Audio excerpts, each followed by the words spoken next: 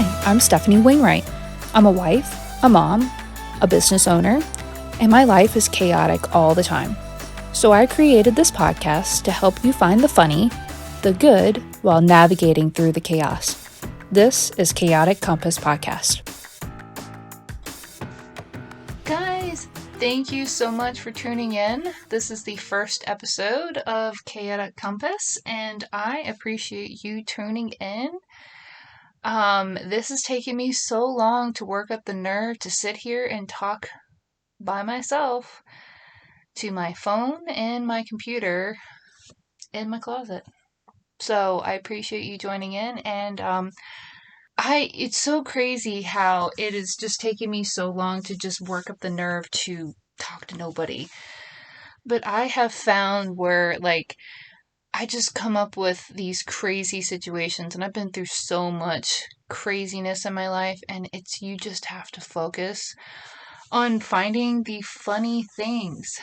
And so that's why I created this podcast. I want to help people find funny, find the good, find the positive. And so here we are. And it's taken me a stupid amount of time just to sit here and record this. And I still feel really silly sitting here recording this, but I had watched this Sunday morning. Yes, I'm that old. I watched CBS Sunday Morning. I was watching an episode with it had Paul McCartney on it. He was going through, he was recording his third solo album, and how much trials and tribulations he'd been through, and how he was dealing with quarantine, and it was so crazy. He had to figure out his own motivation. He had mentioned, he would record a little bit, and he was recording it on his phone, by the way, so, which gave me even more to record this, because it's you don't need all the amazing equipment, He was recording it on his phone. He would be like, oh, I think of this, and I would put it in his English voice, and I can't do really good English, and he would put it in his phone, and he'd be like, oh, I'll just come back to this later. And he was like, you know what? No, don't come back to this later. You need to sit here and finish the bloody song. Paul McCartney, who's worth 1.2 billion at 78 years old, needs motivation to record the song. So if Paul McCartney can find the motivation to record another amazing song, which his third solo album just dropped last month, let's do a little plug there. If Paul McCartney needs motivation to record a song, what the hell are we doing? Stephanie, sit here and record the bloody episode. So here I am, recording the bloody episode. It's here we go. I was trying to save this to the end, but, Cheers to you, Paul McCartney. It's a little plug. Bull Rock is one of my favoriteest, is that a word? Most favorite ciders. I don't know, you guys cider drinkers, but this is my favoriteest drink of all time. Local Virginia, North Carolina, look it up, Bull Rock. Cheers to that. So, 2020. I'm pretty sure you're here just for the episode title. Yeah. Screw. I was gonna flick it off, but I'm pretty sure, I don't know if that's allowed on YouTube or podcast, but podcasts can't really see that, but screw 2020. 2020. Bleep myself out. What the heck? It was one of the craziest years, y'all. So much. It was just you think you got it under control, you're quarantining, and then it was murder hornets, and you're and everybody's just oh, no more, and then it's and then it's 2021 happens, and then it was even more crazier stuff, and then you're I don't even know if I want to be on this planet anymore. How do you I need to get Elon Musk and figure out how I'm going to get off of this planet. That's basically the only solution here. I think we can all cheers to the fact that we just want to leave 2020 behind us. I mean, cheers to that. So, I mean, but for real though, like, what a year. Like, I know, I know you all can relate, but besides the pandemic and the lockdown, but as if as if those things were like small and just, but like 2020 was just hard. It was just a hard year. And it's like every time we would get like ahead, like to figure it, well, at least for me, it was like I think you're getting ahead and there was just like something else thrown and you're constantly like pivoting and moving and jiving. And it was just like, so here I am sitting in the closet recording a podcast because that's how I want to spend my 2021. I almost said it again. 2020 is done. We need to move on. This is how I want to spend my 2021. I'd rather hide in the closet and drink. So let me just recap 2020 for us, for our family. So as I drink a drink, 2020, we lost our 12-year-old lab. She was not my best friend. We were not tight. She was not the greatest. And, right here, we weren't, besties, like ride or die chicks. Okay, so Beamer, I met her. She is my husband's dog. Like there's no question. I met her, 5 years ago now, and she was crazy. She was pretty much crazy up until the end. And she basically had almost knocked me down the first time I saw her. I think she did that to everybody. It was just like a common thing, but it was muted by the fact that it was like I was not her dad. She always, that was the love of her life, and I was sneaking in there on that. And but we were not homies. Um and she passed away in 2020. She was 12 years old, or almost 12 years old, and it was horrible. Like, I know she's just a dog, but to witness that was it was, top five of the hardest things that I've had to deal with in my life. And, in the midst, it was the end of April, in the midst of quarantine and trying to figure out what the hell is going on. I was homeschooling the kids, if that's even a thing. It really wasn't homeschooling. It was just the kids were at home. And I was actually, I was privileged enough to be able to work from home. And she was deteriorating rapidly when all of the quarantine stuff was happening, and so I was blessed enough to be able to take care of her in those final days, and that was literally top five, one of the hardest things I've ever had to do. But so the hard thing, the good thing, that was literally such an eye opener for me as far as this dog and I hate each other, but I love you enough. Get on my couch. I know it's the most comfortable place for you right now. Come hang out on my couch. I know that you love marshmallows and gravy on your dinner. I know that you can't walk around the block, but you love it so much. Let me put you in this wagon. Even though you kind of freaked out and dig it as much as we thought you were. But, we got to spoil her in the midst of such a crazy time. We were all just so afraid of everything, and we were able to take that time and slow down, because I think if we were in the midst of regular, like quote, quote, regular life, we wouldn't have been able to cherish that as much. I think we probably would have missed all of it. We would have not been able to really enjoy those final days like we did.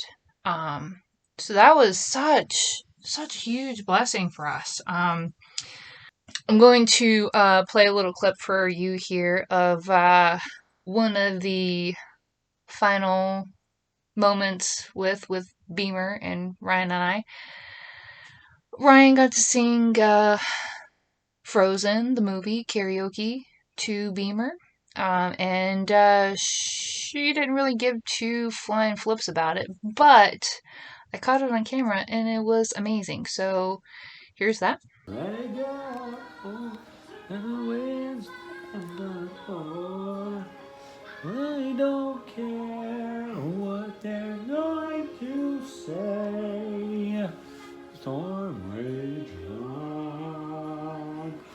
never bothered me anyway. Oh, shit. So he's probably going to kill me for showing you or letting you listen to that little bit, but that is like meant as far as just the amazingness that we were able to witness. I mean, who sings karaoke to your dog? If you do, I need to see videos, by the way, so I can put this on here. Just saying, if you're not alone, can't beat them, join them. I just loved it. And that had actually gone on for quite some time before I started recording it. So thanks for my husband for being a VIP there. And even if he does kill me, maybe a couple of these episodes will get out there in premeditation. I don't know, whatever. So the other hard thing that happened this year. So my son's grandfather, so not my dad, my son's dad's dad, passed away this year. Not from COVID, but he did pass away. It was a long battle with the nasty cancer, and Liam took it crazily. It wasn't like he was just sad, like or crying all the time. It was interesting to see a little 7-year-old. He's 8 now, but it was interesting to see a 7-year-old process death. Me as a parent, and I'm sure if you're a parent, you can relate. Or just being a decent human being, to be able to shelter anybody from pain. We literally had just lost Beamer. It was like that Monday, and then by that Saturday, his grandfather had passed away. So it was just like boom, boom, boom, rapid fire of just crap. And Liam, he didn't cry. And there was a couple of moments where he was just super, super sad, but it was like me having this conversation of, how are you feeling? Just trying to get him to talk about his feelings, like that's what the mom thing you're supposed to do. And all he could gather, and this was, I think it was the beginning of May, all he could do was tell me that 2020 sucks. And it was like, you're not wrong. But we don't say sucks in this family. I mean, now we do because it's literally like all that was going on. But I had a hard time not laughing. It was like, 2020 freaking sucks, Mom. And it was like, well, oh, you're not wrong, but how do I tell him that he is wrong for saying bad words? So, but right there before his grandfather had passed away, it was like one of those things where I guess like you're gonna die, and you're going through life's things, and you're trying to like just show appreciation, or I don't know, get everything off your chest so you can just die peacefully. Well, he like pulled me aside one day and it was like, look, Steph, I really appreciate you and for bringing Liam into this world. And he has just been such a blessing, because by the time I met Liam's dad, he was, almost 40. And they, I'm sure that his, the grandparents had just pretty much given up on being grandparents. And so he was just really appreciative of me, blessing him with a grandson. And he was just really thankful for that. But then he brought up the point of, and thanks for not killing my son. And that's an episode that we will get into another time. But it was like, validation. Like, one person actually saw. Anyways, to have like these segues of getting from one point to another. I mean, I can't top the dog karaoke moment.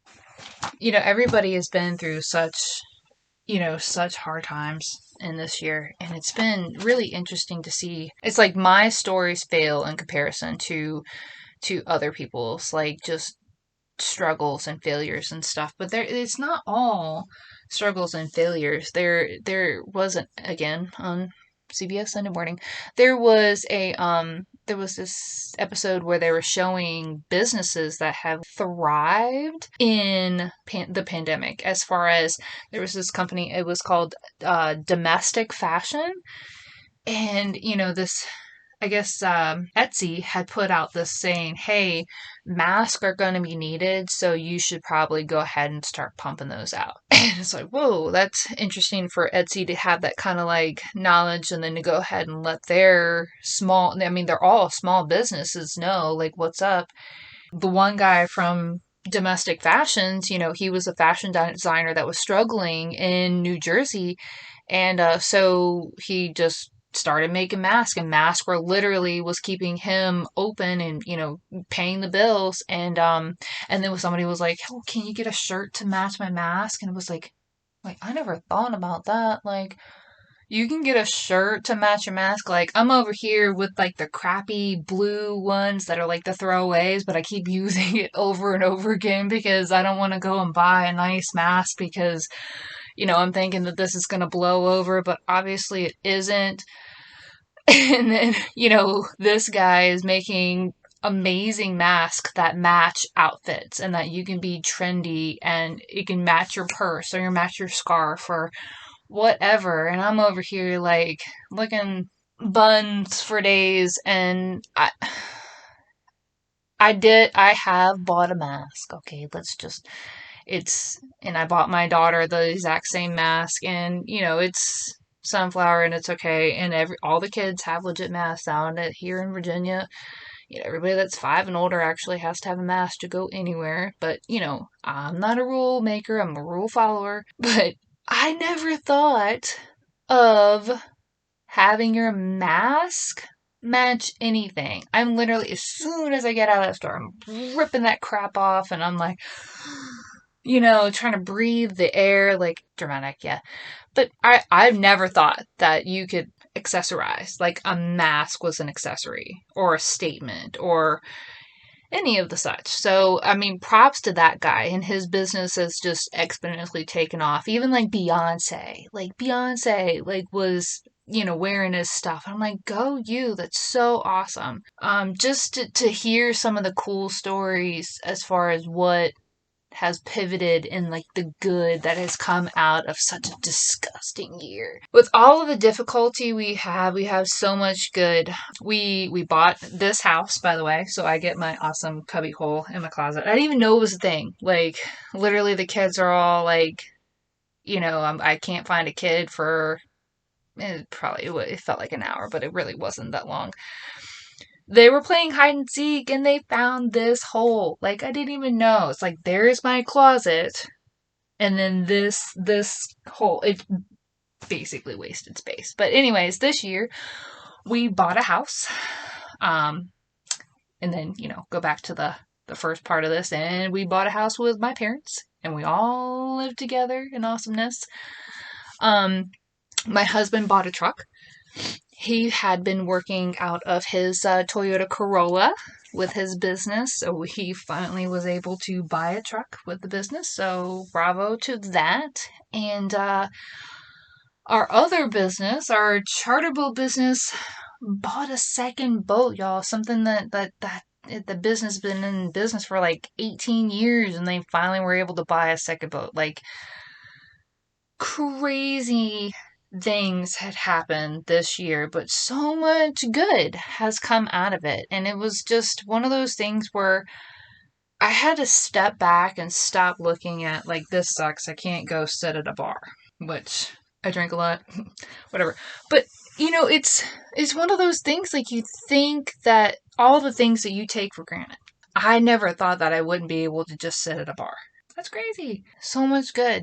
So many good things have happened, and it's taken me a while to look back and reflect and to realize that there's been good, there's been funny, there's been so much awesomeness that has come out of 2020, but I really don't want to go back through 2020. I'm looking forward to this year, especially because I'm going to be here with you guys more, but I'm ready to just forget 2020. Like, let's just move on, let's focus on the future, focus on what's in front of us. And in the midst of chaos, in the midst of the darkness, which I have been in, I don't know about you, but I have been in, you have to find the good. And it may not be funny. I'll give you that. But I do try to find the funny. I can figure out a way to make things funny. Find the good. It's so hard at times.